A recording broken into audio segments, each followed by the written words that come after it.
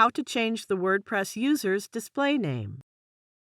This is the username that WordPress displays on posts and comments, and if you want, you can change it to the name you want to show publicly.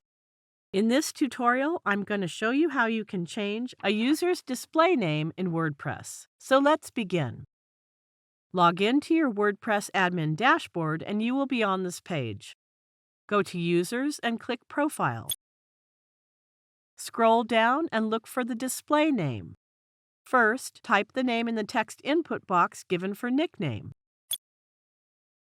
Now you will need to select that name here and it will be displayed publicly. Then scroll down and update to save the changes you have made.